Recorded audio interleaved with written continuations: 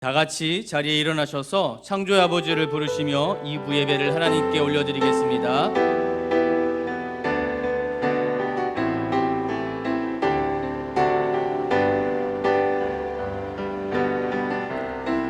창조의 아버지 그 섭리 보이사 택하신 세대 일으키여 이 땅을 고치소서. 주의 크신 능력 만물이 사모하니 성령의 기름 부어주사 이 시간 임하소서. 주 영광 여기 임하사 열방 양의 그 빛 비추소서. 주의 얼굴 구할 때 주의 은혜 머무소서. 열방의 통치자 세상이 보리라. 신실한 주의 약속으로 교회는 승리하리. 우릴 돌아보사 강건케 하소서. 연약함 모두 벗어지고 승리케 하옵소서.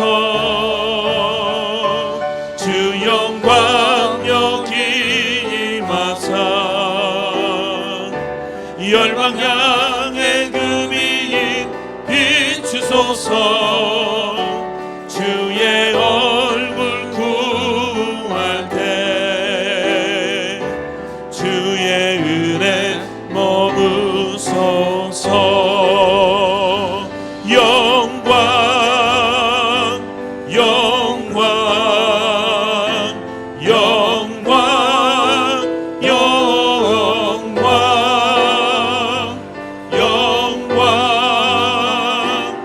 영광 영광 영광 영광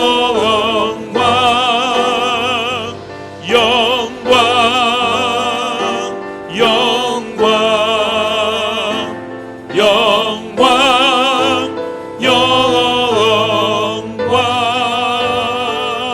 영광. 할렐루야. 의인들의 장막에는 기쁜 소리 구원의 소리가 있으며 여호와의 오른손이 권능을 베푸시며 여호와의 오른손이 높이 들렸으며 여호와의 오른손이 권능을 베푸시는 도다. 하나님은 영이시니 예배하는 자가 영과 진리로 예배할지니라. 아멘. 사랑하는 성도 여러분, 하나님이 기뻐하시는 예배는 상한 마음과 통회하는 심령이라고 하셨습니다.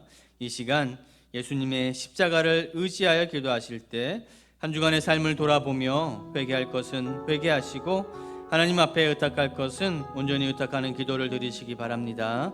또한 이 예배가 성령 충만하며 주님의 임재가 가득한 예배가 될 수 있도록 예배자인 자신과 이 예배를 위해서도 한 목소리로 기도하며 하나님 앞에 나가기를 원합니다.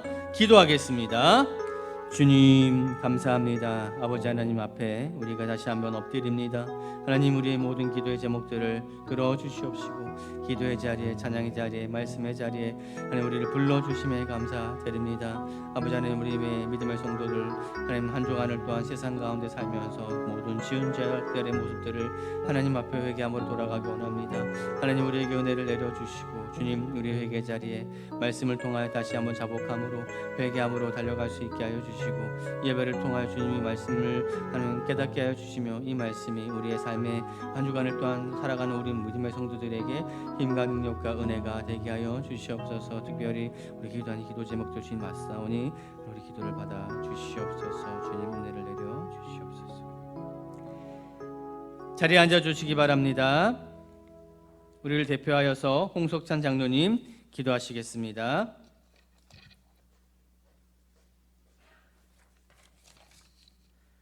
다 같이 기도드리겠습니다. 전능하시고 사랑이 풍성하신 하나님, 감사합니다. 이 추수의 계절에 적절한 비를 내려주셔서 감사합니다.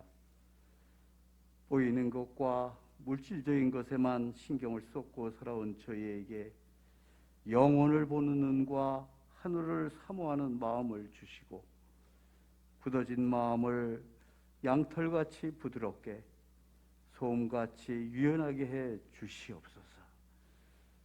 이 가을에 주님을 모르고 헤매고 있는 한 영혼이라도 구원하여 주님 곁으로 올 수 있게 하여 주시옵소서. 주님, 대한민국을 위하여 기도드립니다. 이태원 참사로 인하여 국민들의 마음이 많이 아픕니다. 이 상처가 빨리 가라앉게 하여 주시고, 책임 있는 사람들은 자신들의 부귀영화만 생각하지 말고 즉시 사퇴하여 가슴이 아픈 국민들의 마음에 조그만 위로가 될 수 있게 하여 주시옵소서. 미사일을 계속 발사하고 전투기를 동원하여 무력 행사를 보이고 있는 김정은 정권이 빨리 물러지게 하여 주시고, 유사시에는 한미 군사동맹이 평양을 초토화하게 하여 주시옵소서. 주님, 사랑교회를 위하여 기도드립니다. 성준우 목사님이 담임 목사님으로 임기를 시작하였습니다. 대형교회에서 겪은 여러 가지 경험을 활용하여 사랑교회를 한 단계 업그레이드 할 수 있게 하여 주시옵소서. 코로나19 확진자가 다시 5만 명, 6만 명으로 증가하는 추세에 있사오니 저희 성도님들을 코로나19의 마수로부터 보호하여 주시옵소서. 하루빨리 코로나19가 사라져서 마스크를 벗고 큰 소리로 찬양을 하며 성도님들과 애찬을 함께 나눌 수 있는 날이 속히 오게 하여 주시옵소서. 내주 추수감사절에 많은 성도님들이 영혼을 구원받은 사람들과 함께 참석하여 주님의 영광에 참석하게 하여 주시옵소서. 주님, 지금은 예배를 시작하는 시간이오니 주님 홀로 영광을 받으시고 호산나 성가대의 찬양을 받아주시며, 말씀을 전하시기 위해 단위에 오르시는 성준우 담임 목사님을 성령의 능력으로 이끌어 주시며, 이 자리에 참석하고 계시는 성도님들의 하시는 일과 그 가정에 한량없는 은총을 내려 주시옵소서. 이 모든 말씀 거룩하신 예수 그리스도 받들어 기도드려 싸움나이다.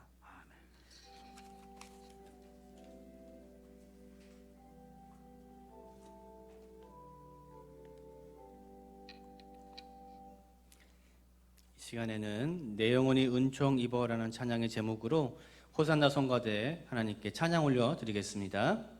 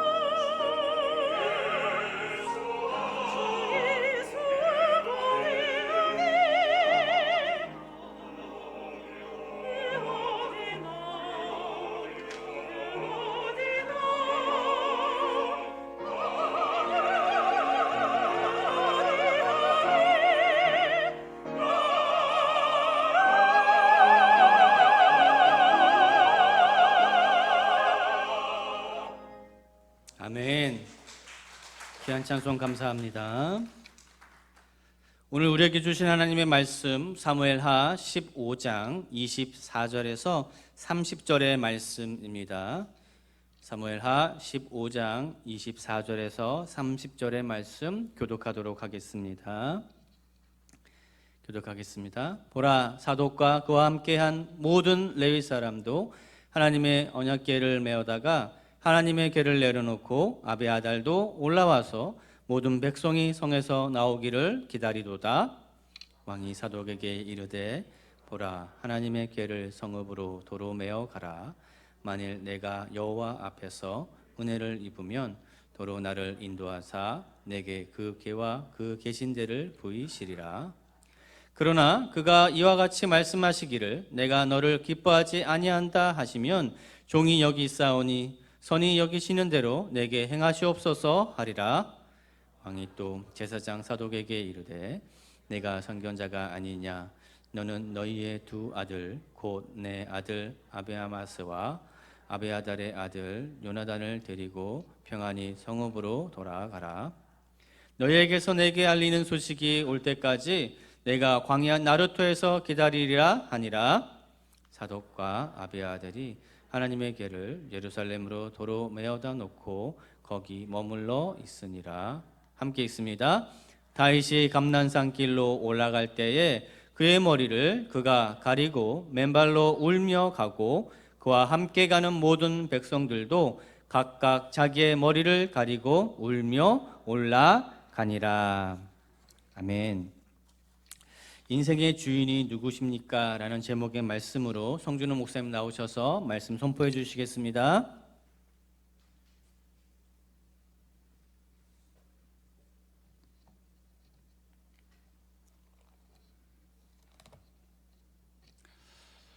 우리 한번 서로 인사하겠습니다. 사랑과 존경 마음 담아서 우리 한번 서로에게 인사할까요? 사랑하고 축복합니다. 한번 인사하겠습니다. 우리 한 번 더 인사할까요? 참 잘 오셨습니다. 복된 날 우리 귀한 사랑교회 성도님들 뵙게 돼서 너무너무 반갑습니다. 우리 기도하고 말씀 함께 나누겠습니다. 기도하겠습니다. 살아계신 하나님, 오늘도 주의 말씀 앞에 무릎을 꿇습니다. 주님, 우리 마음을 다스려 주시고 이 말씀이 우리 심령 깊은 곳에 울려지도록 우리 심령을 기경하여 주시옵소서. 주의 말씀을 따라 걸어갈 때 참된 인생의 복과 은혜를 누릴 줄 믿사오니 사랑교회 귀한 성도님들 말씀을 듣고 그치지 않게 하시고 삶의 자리에서 순종할 수 있는 힘도 허락하여 주셔서 말씀을 따라 걸어가는 복된 삶 되게 하여 주옵소서. 예수님의 이름으로 기도하옵나이다. 아멘. 오늘 여러분과 함께 인생의 주인이 누구십니까? 라는 제목으로 함께 말씀을 나누겠습니다. 우리 성도님들 운동 좋아하십니까? 좋아하셔요? 시간이 없으세요? 혹시 돈을 주고 스포츠를 배워본 적 있으십니까? 제가 예전에 고등학교 졸업할 때 친구 몇 명과 함께 돈을 주고 복싱을 배운 적이 있습니다. 제가 복싱 배울 때 제 머릿속에 그려진 제 이미지는 어떤 이미지였냐면 멋진 글러브를 끼고 링 위에 올라가서 상대를 멋지게 격파시키는, KO시키는 그런 그림을 가지고 그 복싱을 시작했습니다. 근데 막상 복싱을 시작하니까 현실은 아예 달라요. 스텝이라고 하죠. 뜀뛰기. 이 스텝만 제가 2달을 했습니다. 그리고 그 관장, 코치님이 2달 동안은 절대 글러브도 끼지 말아라. 절대 링 올라가지도 말아라. 가까이 가지도 말아라. 하도 제가 속이 상해서 코치에게 물어봤습니다. 언제까지 이렇게 해야 됩니까? 그랬더니 코치가 뭐라 그러냐면 이렇게 말하는 거예요. 제대로 하려면 따라오고 아니면 관둬. 이렇게 얘기하더라고요. 여러분, 스포츠만큼 기본기를 강조하는 것도 없죠. 사실 여러분, 이 기본기 자체가 스포츠의 목적은 아닙니다. 기본기를 강조하는 것은 사실은 그 기본기를 뛰어넘어 숙달된 경지에 오르기 위해서 기본을 강조하는 거죠. 사람들이 기본기를 좋아합니까? 안 좋아합니까? 별로 안 좋아해요. 재미없거든요. 뜀뛰기만 해보십시오. 그러면 재밌을까요? 팔도 뻗고 훅도 날리고 그래야 재밌는 거 아닙니까? 근데 사람들이 기본을 싫어해요. 근데 문제는 무엇이냐면 이 기본을 건너뛰면 반드시 언젠가는 문제가 생긴다는 것이죠. 기본은 쉬운 과정이 아니고 힘든 과정이지만 반드시 내가 원하는 수준에 올라가려면 반드시 거쳐야 하는 과정이기 때문입니다. 여러분, 기본을 강조하는 것은 삶의 모든 영역에 다 적용될 수 있습니다. 삼풍백화점이 우리가 무너지는 것도 봤고, 성수대교가 끊어지는 것도 우리가 봤습니다. 상황은 다 다르겠지만 사실 그 근본은 같죠. 그 무엇입니까? 기본이 무너졌기 때문입니다. 기본. 겉보기에는 아무 문제 없처럼 보이죠. 하지만 결국 그 기본이 무너지면 언젠가는 문제가 반드시 생기는 것을 우리가 그 두 사건을 통해서 배울 수 있습니다. 저는 여러분, 신앙도 똑같다고 생각합니다. 기본이 되어 있지 않은 신앙은요, 일정 기간 동안은 별 문제가 없어 보여요. 그러나 기본이 되어 있지 않은 신앙은 반드시 문제가 생기게 되어 있습니다. 왜냐하면 신앙 또한 기본이 굉장히 중요하기 때문입니다. 여러분, 저는 총신대학교를 다녔습니다. 혹시 총신대학교를 아십니까? 들어보셨나요? 예, 기독교 리더 양성을 목적으로 세운 학교인데요. 그 학교 사당동에 위치해 있는데 학교를 이렇게 올라가면 건물 반대편에 큰 교비가 하나 있습니다. 사진 한번 띄워주실래요? 이런 교비가 있어요, 여러분. 교훈이라고 적혀 있죠. 5개의 학훈이 있는데 첫 번째는 뭐냐면 신자가 되라. 두 번째는 뭐냐면 학자가 되라. 세 번째가 뭐냐면 성자가 되라. 네 번째는 전도자가 되라. 다섯 번째는 목자가 되라입니다. 내려주시고요. 여러분, 사실 목자가 되라, 학자가 되라, 전도자가 되라, 이런 것들은 굉장한 비전이죠. 그 학교에 들어온 사람 치고 이렇게 노력하지 않은 사람이 아무도 없습니다. 근데 제가 이해가 안 되는 건 뭐였냐면 첫 번째 학훈이었어요. 그 학훈이 뭐냐면 신자가 되라. 제가 이것이 이해가 안 되는 건 무엇이냐면 총신대학교에 들어가는 사람 치고 신자가 아닌 사람이 없었기 때문이죠. 왜냐하면 입학을 하려면 반드시 무슨 서류를 첨부해야 되냐면 세례 증명서를 첨부해야 돼요. 모든 학생들이 기본적으로 신자의 상태로 입학하는데 왜 학훈에 신자가 되라고 써 있을까요? 저는 그것이 누군가 기독교 리더가 된다고 한다면, 누군가 기독교 지도자가 될 사람이라고 한다면 근본이 되는 고백이 필요한데 그것이 첫 번째 무엇이다? 신자가 되는 것이다. 무슨 말입니까? 내가 유능한 목자, 유능한 학자가 될 줄 몰라도 하나님 앞에서 가장 먼저 뭐가 되어야 한다?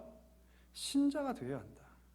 내가 하나님 앞에 신자로 선 이것을 우리가 실패하고 잊어버리면 그가 아무리 유능한 학자가 되고 아무리 유능한 목사가 되어도 안 된다는 사실을 저는 말해주고 있다라고 저는 믿습니다. 얼마 전부터 우리가 이 사실을 절감하고 있죠. 한국교회 그 부흥을 그렇게 이끌었던 많은 목회자들이 약속이나 한 것처럼 와르르 다 무너져지기 시작합니다. 왜 그럴까요, 여러분? 전 답이 간단하다고 생각합니다. 하나님 앞에서 목사가 아니라 한 사람의 신자로 사는 것에 실패한 것이다. 전 그렇게 생각합니다. 여러분, 생각해 보십시오. 성도 앞에서 목사지 내가 하나님 앞에서 목사입니까? 아니죠. 그냥 신자죠. 믿는 성도일 뿐입니다. 우리는 그저 부르심을 따라서 맡겨진 그 자리에서 주의 일을 감당하는 일꾼들일 뿐입니다. 종일 뿐이죠. 여러분, 이것을 꼭 기억할 수 있기를 축복합니다. 내가 하나님 앞에서 어떤 타이틀을 가지고 사는 것이 아니라 무엇으로 살아가는 것이죠? 내 자신, 다시 말하면 신자로 서는 것입니다. 내가 신자로 서지 못하면 그 나머지 것들을 아무리 성공해도 의미가 없다는 사실을 꼭 기억할 수 있기를 축복합니다. 여러분, 그러면 신자의 본질이 뭡니까? 신자의 본질이 뭘까요? 신자의 본질은 무엇이냐면 하나님이 주인 되는 것인 줄 믿습니다. 하나님이 주인 되시고 내가 종 되는 것. 따라서 신자의 가장 중요한 고백은 무엇입니까? 하나님, 내게 말씀하여 주옵소서. 내가 당신의 종이니 내가 그 말씀 듣겠습니다. 내가 당신의 뒤를 따라가겠습니다. 한 말씀해 보시죠. 내가 판단해 보고 내가 따를지 않을지 결정하겠습니다가 아니라 하나님, 내게 말씀하여 주옵소서. 내가 따라가겠습니다. 내가 순종하겠습니다. 전 이것이야말로 신자의 가장 중요한 고백이라고 믿습니다. 하나님 어떤 사람 찾으실까요? 바로 이 기본이 탄탄한 사람, 직분과 상관없이 내게 직분 주어지지 않아도 그 삶의 자리에서 누가 그 사람 주목하지 않아도 묵묵히 뚝심 있게 하나님을 주인으로 섬기고 종의 삶을 살아가는 자, 저는 하나님께서 그 삶을 주목하고 계신 줄 믿습니다. 오늘 본문이 바로 그런 모습을 보여주고 있어요. 오늘 본문이 바로 이 신앙의 기본이 무엇인가에 대해서 잘 설명해 주고 있는데요, 그 핵심 인물이 누구냐면 바로 다윗입니다. 여러분 다윗을 잘 알고 계시죠? 다윗은 하나님께 큰 은혜를 받은 사람입니다. 그런 대단한 용사였습니다. 물맷돌 하나로 3m 가까이 되는 거인 골리앗을 쓰러뜨린 용사였죠. 그것뿐입니까? 시편 150편 가운데 장장 77편을 쓴 자, 시인이었습니다. 그것도 위대한 시인이었죠. 뿐만 아닙니다. 모든 역대 왕 가운데 가장 많은 영토를 다스렸던 가장 성공한 왕이 바로 다윗이었습니다. 심지어 그의 후손에서 누가 오셨습니까? 누가 오셨어요, 여러분? 예수님이 오셨죠. 다윗은 힘도 있었고요, 지혜도 있었고요, 심지어 열정도 있었고 강력한 리더십도 있었어요. 사람에 대한 긍휼의 마음도 있었습니다. 아무리 봐도 인류를 통틀어서 가장 하나님께 은혜를 받은 자가 누구라면 바로 다윗인 것 같아요. 근데 이 대단한 사람 다윗, 이 용사 다윗이 한 여인 앞에 여지없이 무너집니다. 3m의 거인을 무너뜨렸던 그 용사가 그보다 훨씬 작은 한 여인에게 여지없이 쓰러져요. 이것을 기억할 수 있기를 소망합니다. 아무리 과거에 강대했고 아무리 큰 일을 해도 그는 넘어질 수 있습니다. 아멘이시죠? 아무리 하나님의 은혜를 경험한 사람 할지라도, 대단한 직분을 감당하고 큰 일을 이루어냈던 사람이라 할지라도, 신앙의 연수가 아무리 길어도 그도 넘어질 수 있습니다. 다윗이 그랬습니다. 하나님께 가장 큰 사랑과 은혜를 받았던 그가 넘어졌을 때 하나님이 야 괜찮아, 너 다윗이잖아, 내가 눈 감아줄게, 그렇게 말씀하셨어요? 아니에요. 하나님 이렇게 말씀하셨어요. 오늘 말씀 보니까 사무엘하 12장 10절 띄워주시죠. 사무엘하 12장 10절 말씀 한번 읽어볼까요? 시작. 이제 내가 나를 업신여기고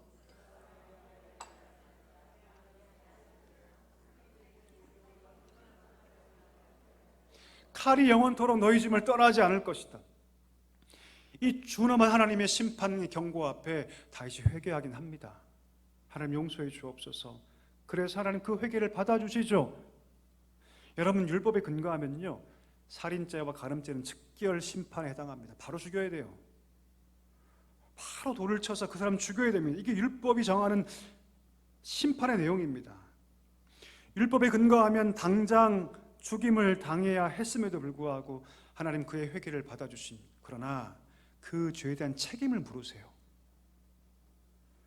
그 죄에 대한 책임으로 영원히 그 집에 칼이 떠나지 않을 것이다.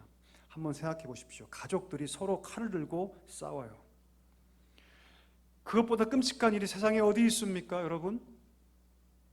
그런 비극이 지금 다윗의 집안에 시작된 것이죠. 우리가 알듯이 암논이 베드란 누이 다말을 성폭행합니다.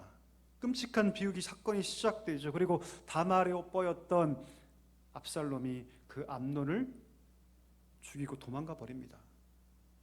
다윗이 2년 만에 그 압살롬을 데리고 용서의 돌에 데리고 와요. 근데 그 아들이 이제는 그 아버지를 죽이고 반역을 꾀합니다. 정말 하나님 말씀하신 그대로 그 가정 가운데 칼춤이 시작되는 거죠. 서로 죽이기 위해서 혈안이 되어서 칼이 그 집을 다스리기 시작합니다. 압살롬이 교묘하게 백성들의 마음을 훔치기 시작하고 아버지 다윗을 죽이려고 하자 오늘 다윗은 비참하게 도망갈 수밖에 없는 신세가 되었습니다. 오늘 본문이 바로 그 배경하에 쓰여지고 있는 거예요. 압살롬은 스스로 왕으로 선포합니다. 그리고 군대를 모집해서 아버지를 죽이려고 합니다. 아버지를 죽여야만 자기가 왕이 될 수 있기 때문이죠. 이 소식을 듣은 다윗이 허겁지겁 도망하는데, 자, 그 다음 사건 하나 벌어지죠. 사독이란 사람이 그 도망하는 과정 가운데 뭘 들고 오냐면 법궤를 들고 와요. 언약궤를 들고 옵니다. 이 사독이 누구냐면 제사장이죠. 이 사람이 다윗을 따라가는데 뭘 들고 오냐면 법궤를, 언약궤를 들고 나옵니다. 여러분, 언약궤가 무엇입니까? 하나님의 임재 상징이죠. 이 백성과 내가 함께 하겠다라고 하신 약속의 상징입니다. 그 법궤를 들고 나아가요. 사독이 왜 이 법궤 들고 왔을까요? 그 이유는 한 가지입니다. 다윗 왕이 가는 곳에 이 법궤가 따라가야 한다고 믿었기 때문이에요. 사독이 언약궤를 가지고 나온 이유는 무엇이냐면 하나님이 세운 왕은 저 압살롬이 아니라 누구다? 다윗이다. 따라서 하나님이 세운 왕이기에 그 왕이 가는 곳에 그 법궤가 따라와야 한다고 생각했기 때문에 사독이 그 법궤를 들고 나왔던 거예요. 이 법궤를 가지고 나아가면, 이 언약궤를 가지고 가면 저 압살롬은 왕궁은 차지할 수 있을지 몰라도 하나님으로부터 부여되는 그 왕의 정당성은 없을 것이다 판단했던 거죠. 자, 물어보겠습니다. 그럼 사독의 이런 행동이 좋은 판단입니까? 좋지 않은 판단입니까? 헷갈리시죠? 자, 그러면 다윗의 입장에서 여러분이 다윗이라면 여러분의 부하가 법궤를 들고 나왔어요. 그러면 여러분 좋아하실 것 같아요? 싫어하실 것 같아요? 이것도 혼란스러우신가요? 자, 그러면 여러분 언약궤를 가지고 나오면 어떤 일이 벌어질까요? 언약궤를 가지고 나오면 신앙이 좋은 사람들은 그 언약궤를 따라 나올 수밖에 없습니다. 실제로 15장 24절을 보니까 밖에 언약궤를 갖다 놓고 백성이 나오기를 기다렸다라고 기록하고 있어요. 믿음이 제대로 된 사람이라면 그 법궤를 따라 나올 수밖에 없습니다. 그런데 이 상황 속에서 다윗은 어떤 결정을 내리냐면 정반대의 결정을 내리죠. 우리 25절 성경 피셔서 한번 읽어볼까요? 25절입니다. 같이 읽겠습니다. 시작. 왕이 사독에게 이르되 보라, 여호와 앞에서 은혜를 입으면 도로 나를 인도하사 내게 그 궤와 그 계신 데를 보이시리라. 다윗이 왜 이렇게 행동하는 것일까요? 분명히 언약궤를 가지고 가는 것은 후일을 위해서도 굉장히 유익한 것처럼 보입니다. 언약궤가 와야지 백성이 따라 나오고 백성이 와야지 훗날을 도모할 수 있지 않습니까? 백성이 와야지 나중에 군대를 다시 양성해서 반격의 기회를 얻을 수 있는 거 아닙니까? 그런데 다윗은 뭐라고 얘기합니까? 상관없다. 백성들이 오지 않아도 상관없으니까 도로 그 언약궤를 본래 자리로 갖다 놔라. 이렇게 얘기하는 거예요.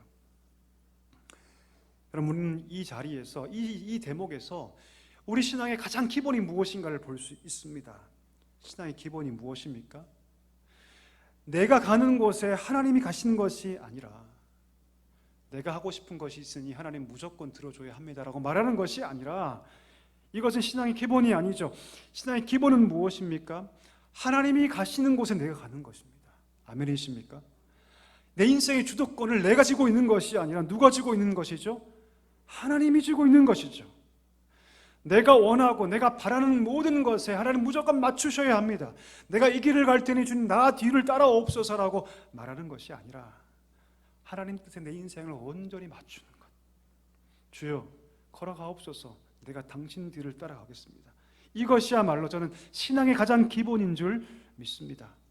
지금 다윗이 왜 지금 비참하게 쫓겨나고 있습니까? 왜 지금 울면서 신발도 신지 못하고 그 길을 가고 있습니까?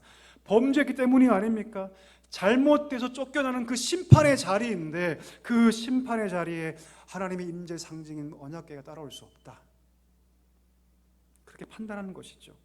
이 모든 길의 책임은 내게 있는데 그 하나님이 이 죄의 길, 심판의 길에 따라올 수 없다. 하나님은 그곳에 계셔야 한다. 그렇게 판단했던 것입니다. 위대한 결정이지 않습니까? 언약궤를 가져가면 분명히 유익이 있을 수 있습니다. 이용 가치가 충분하죠. 자기의 유익의 도구로 사용할 수 있습니다. 백성들의 마음을 얻을 수도 있어요. 그러나 다윗은 무엇만 구합니까? 오늘 본문에 보니까 하나님의 은혜만 구합니다. 하나님의 은혜만 구해요.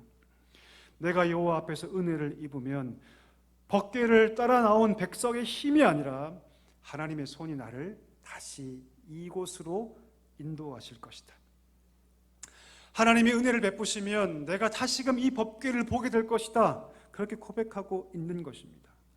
여러분, 여호와 앞에서 은혜를 입으면 25절 보세요. 여러분, 이런 표현이 나오죠. 여호와 앞에서 은혜를 입으면. 여호와란 단어를 아십니까? 여호와의 이름이죠. 여호와. 이 이름이 처음 소개된 게 언제냐면 하나님께서 모세를 만나실 때 하나님 이 백성을 향해서 내가 당신이 누구라고 말할까요? 할 때 하나님께서 뭐라 말씀하시죠? 나는 어떤 자다? 나는 스스로 있는 자다라고 말씀하세요. 그게 하나님의 이름이었습니다. 근데 이름이 너무나 경건한 나머지 거룩한 나머지 백성들이 그 이름을 부르지 않았어요. 기록하긴 기록하는데 그 당시는 보통 성경이 구전됐기 때문에 모음을 기록하지 않았거든요. 다 자음만 기록했습니다.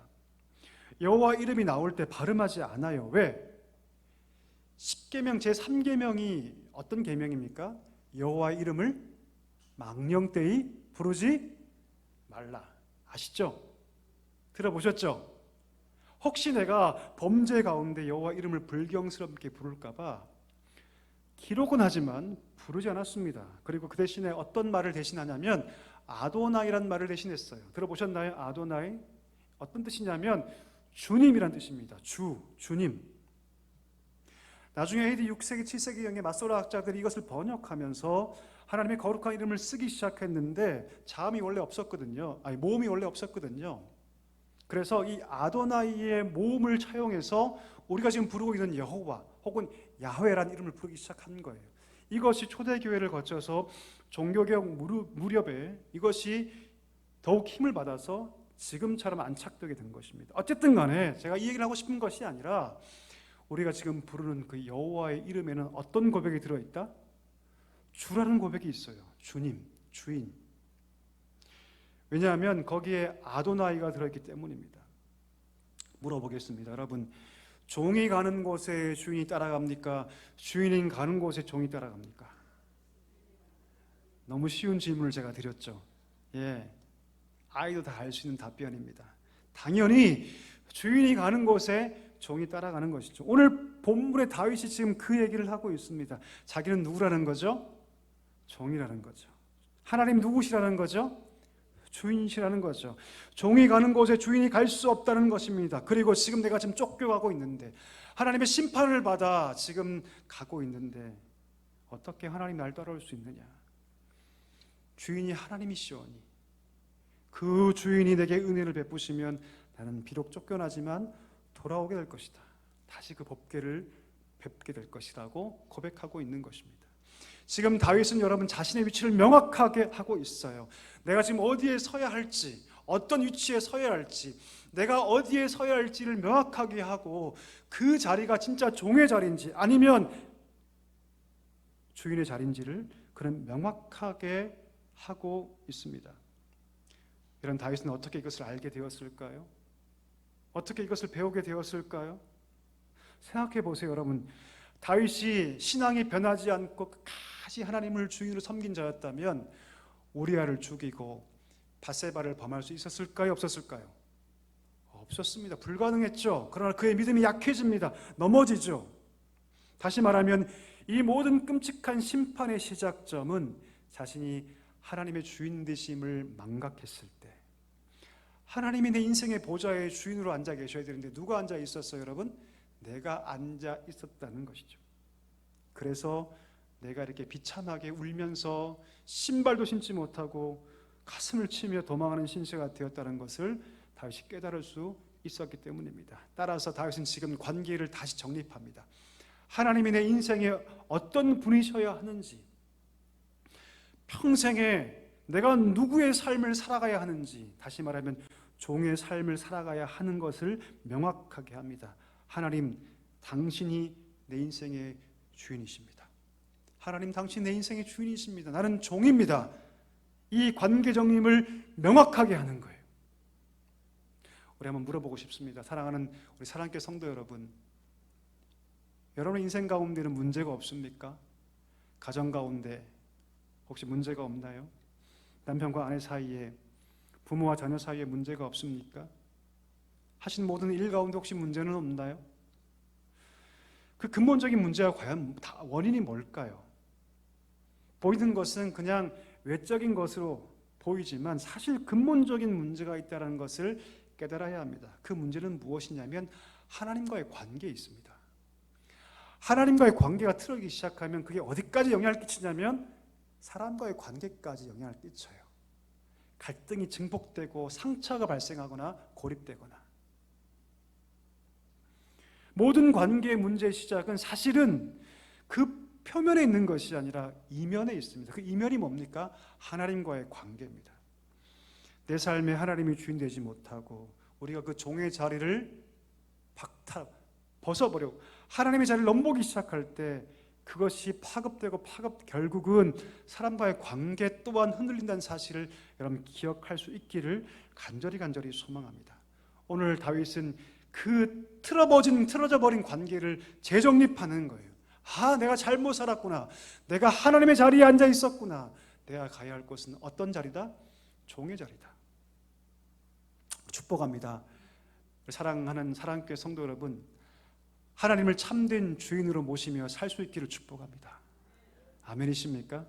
혹 여러분 인생 가운데 꼬이고 틀어지고 깨진 관계가 있다면 과연 나는 지금 하나님과의 관계를 잘 맺고 있는가? 먼저 그것부터 점검할 수 있기를 소망합니다.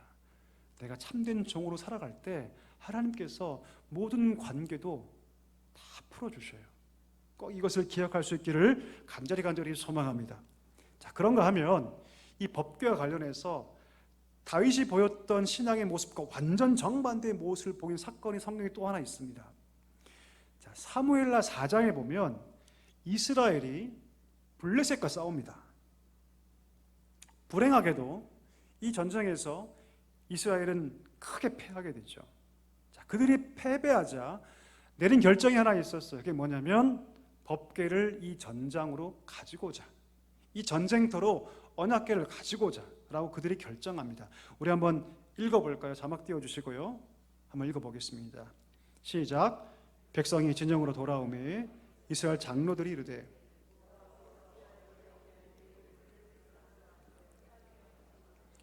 여호와의 언약궤를 실로에서 우리에게로 가져다가 우리 중에 있게 하여 그것으로 우리를 우리 원수들의 손에서 구원하게 하자 하니.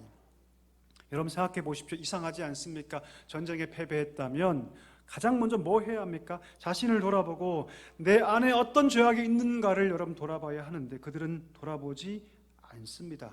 그리고 뭐라고 얘기합니까? 언약궤를 가지고 와서 그 언약궤로 싸우게 하자. 언뜻 보면 굉장히 신앙적으로 보이죠. 근데 그렇지 않습니다. 아주 눈여겨봐야 합니다. 이렇게 말하죠. 그것으로 우리를 우리 원수의 손에서 구원하게 하자라고 말합니다. 그것으로. 무슨 결정입니까? 지금 하나님을 주인으로 섬기자는 뜻입니까? 아니죠. 하나님을 종으로 모셔오자는 뜻입니다. 하나님을 종으로 좀 여기 데려와자. 그래서 하나님께 한 번도 물어보지 않고 그저 우리가 원하는 것, 우리가 지금 승리를 바라고 있는데 우리가 원하는 것을 그것이 하게 하자. 우리가 하고 싶은 일을 그것이 하게 하자. 이들의 모습 가운데 하나님을 주인으로 섬기는 모습이 조금도 보이지 않습니다. 아니, 전혀 보이지 않습니다. 지금 이들에게 하나님이 주인이십니까? 아니에요. 자기들이 주인입니다. 언약궤가 왔음에도 그들은 더더욱 패배합니다. 하나님의 임재의 상징이었던 그 거룩한 그 능력의 언약궤가 왔음에도 불구하고 패배했죠. 그리고 그 전쟁 때문에 언약궤가 20년을 유리방황합니다. 여러분, 왜 법궤가 왔는데 패배할 수밖에 없습니까? 이유는 단 한 가지죠. 하나님과의 관계 정립에 실패했기 때문입니다. 겉으로 볼 때는 신앙인처럼 보이고 신앙의 말을 하는 것처럼 보이지만 그들의 마음속에는 하나님을 종으로 부리는 마음이 있는 거죠. 여호와 여호와라고 부르면서 아도나이라고 부르면서 그 속에는 주인됨의 고백이 다 실종되어 버렸습니다. 여러분, 이것을 꼭 기억하십시오. 아무리 직분자라 할지라도, 아무리 수십 년 신앙생활을 하고 오랫동안 주의를 감당하며 많은 결과들을 낸 사람이라 할지라도, 아무리 성경을 수십 번 읽고 기도하는 사람이라 할지라도 하나님과 나 사이의 관계 정립에 실패한 사람이라면 하나님 그 사람 쓰지 않습니다. 왜요? 그 사람에게 있어서 하나님은 종이기 때문이죠. 내가 이 길을 갈 테니 나 뒤를 따라오십시오.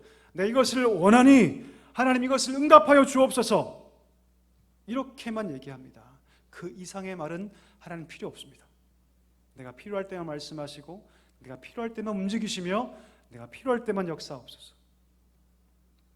그 신앙은 결코 교회에도 유익될 수 없습니다. 여러분 생각해 보세요. 누가 교회 문제를 일으킵니까? 열심히 있는 사람들이 아닙니까? 그렇죠?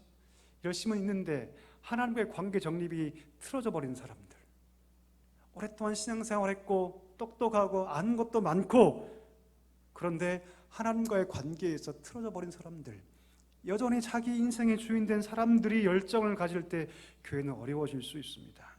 그 신앙은 가정에서도 유익될 수 없습니다.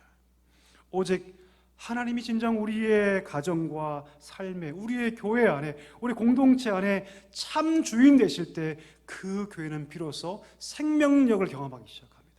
진짜 승리를 보기 시작해요.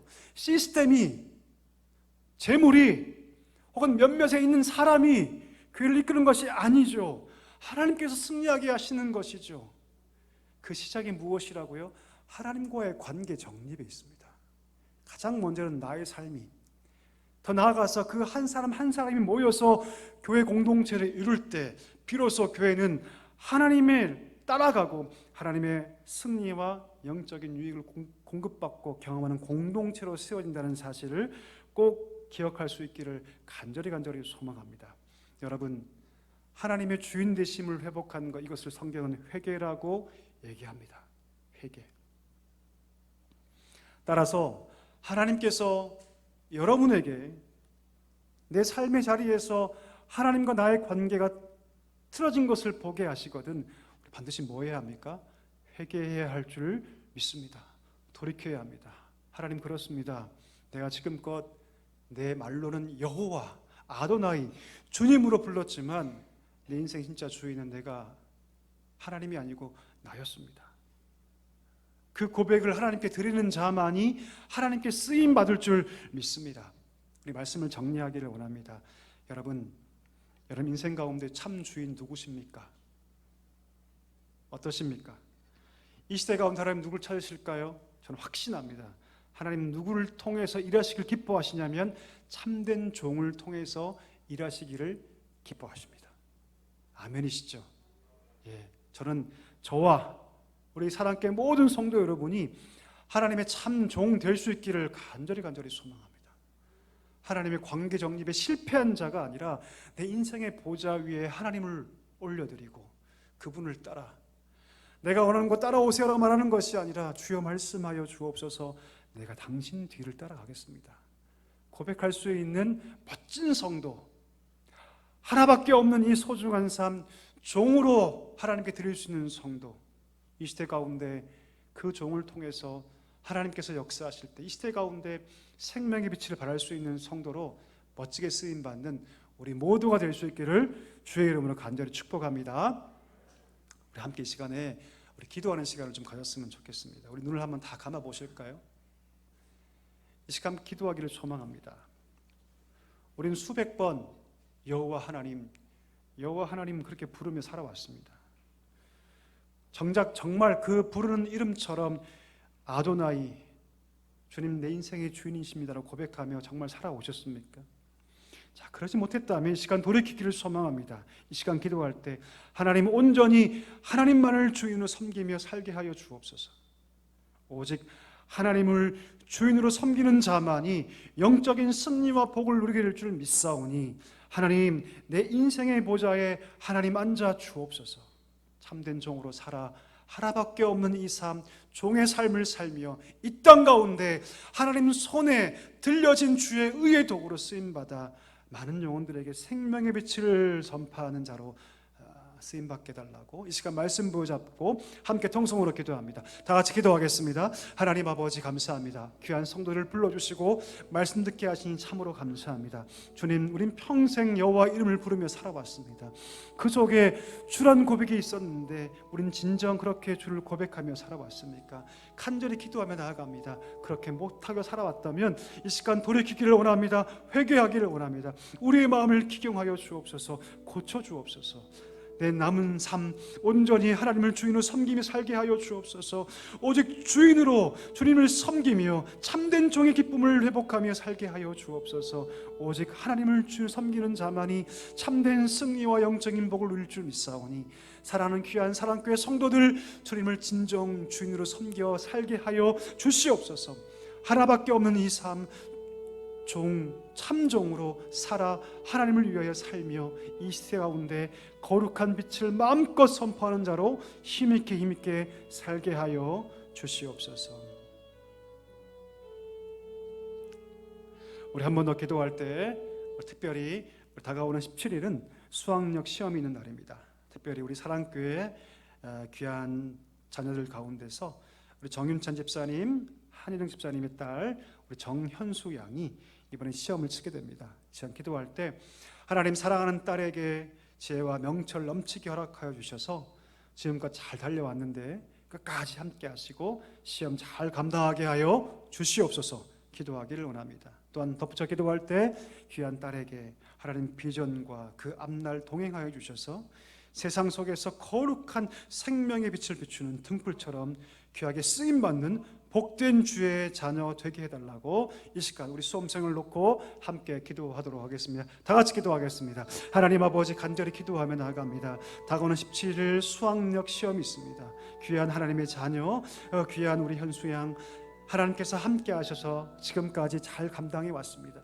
지혜와 총명과 명철을 넘치게 부어 주시옵소서. 시험 잘 감당하게 하여 주옵소서. 주의 능력으로 귀한 시험 잘 감당하여 하나님께 영광이 되게 하여 주옵소서. 두려워하지 않게 하여 주시고 떨지 않게 해주시고 모든 것 하나님께 맡기며 나아갈 때 가장 선한 길로 인도하시는 그 능력의 하나님 바라보며 귀한 시험 잘 감당하게 하여 주시옵소서. 귀한 딸의 비전과 앞날을 주께서 축복하여 주시고 동행하여 주시고 세상의 뒤를 따라가는 자가 아니라 오늘 말씀처럼 하나님만을 주인으로 섬기며 참 종으로 살아갈 수 있는 귀한 딸 되게 하여 주시옵소서. 이 시대 가운데 거룩한 생명의 빛을 마음껏 발산하는 하나님의 등불로 쓰임받는 복된 귀한 자녀 되게 하여 주시옵소서.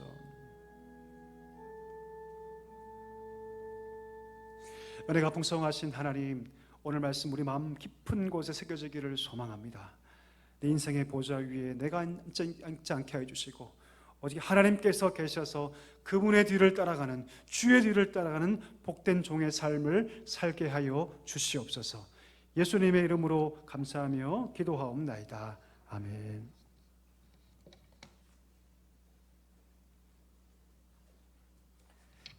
찬송가 216장 1절 하심으로 봉헌을 준비하도록 하겠습니다.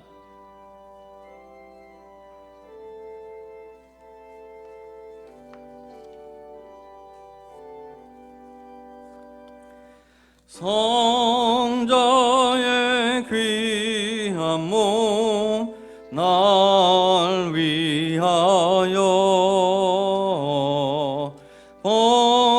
버리신 그 사랑 고마워라.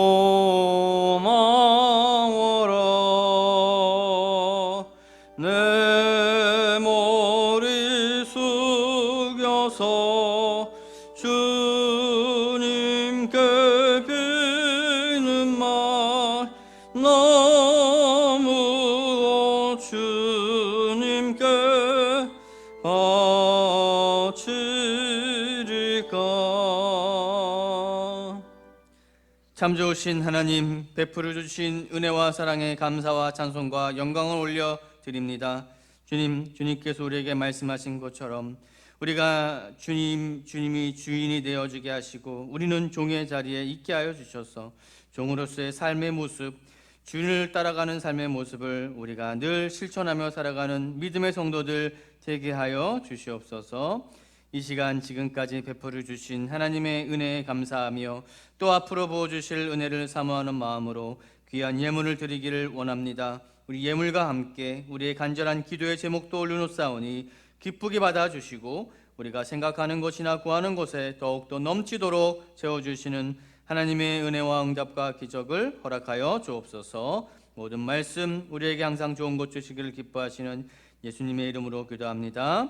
아멘. 우리 2절과 4절 드림으로 봉헌하도록 하겠습니다.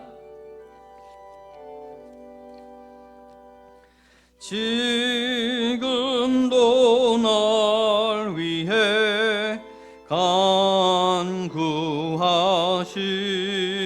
간구하심 이 옅은 믿음이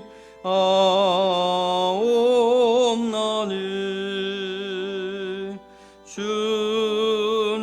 주님의 참사랑 고맙고 놀라워 찬송과 기도를 쉬지 않네.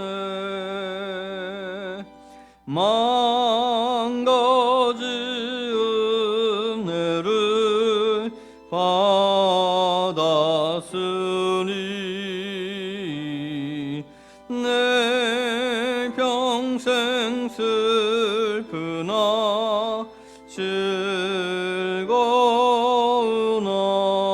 즐거우나 이 몸을 온전히 주님께 바쳐서 주님만 위하여 늘 살겠네.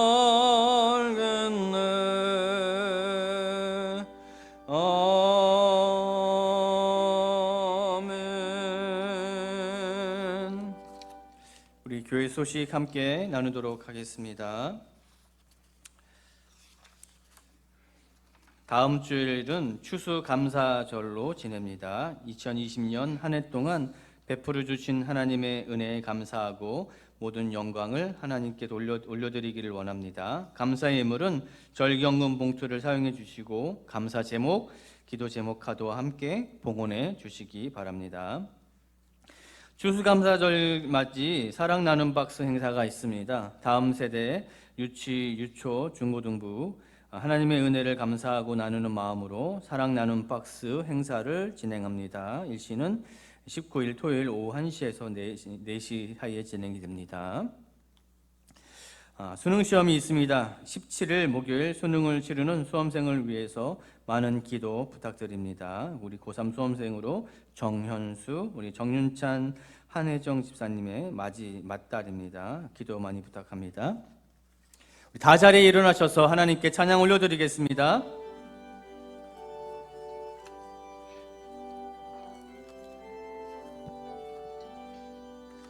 주 없이 살 수 없네 죄인의 구주여 그 귀한 보배 피로 날 구속하소서 구주의 사랑으로 흘리신 보혈이 내 소망 나의 위로 내 영광 됩니다. 주 없이 살 수 없네 나 혼자 못 서리 힘없고 부족하며 지혜도 없도다 내 주는 나의 생명 또 나의 힘이라 주님을 의지하여 지혜를 얻으리 주 없이 살 수 없네 내 주는 아신다 내 영의 깊은 간구 마음의 소원을 주밖에 나의 마음 네 알아주리요 내 마음 위로하사 평온케 하시네 주 없이 살 수 없네 세월이 흐르고 이 깊은 고독 속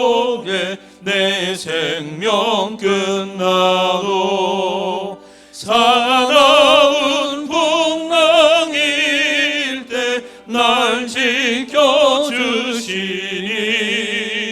내 곁에 계신 주님 늘 힘이 됩니다.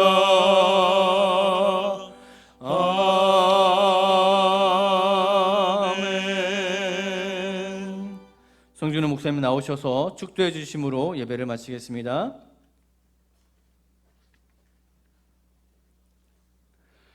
지금은 우리 구주 예수 그리스도의 은혜와 하나님 아버지의 다함없는 사랑과 성령의 위로 충만 교통하심이 여호와 하나님을 내 인생의 주인으로 섬기며 기쁨의 종으로 평생을 하나님께 쓰임받기를 기뻐하는 사랑하는 주의 교회 귀한 성도들 위해 이제와 영원까지 함께 있을지어다. 아멘.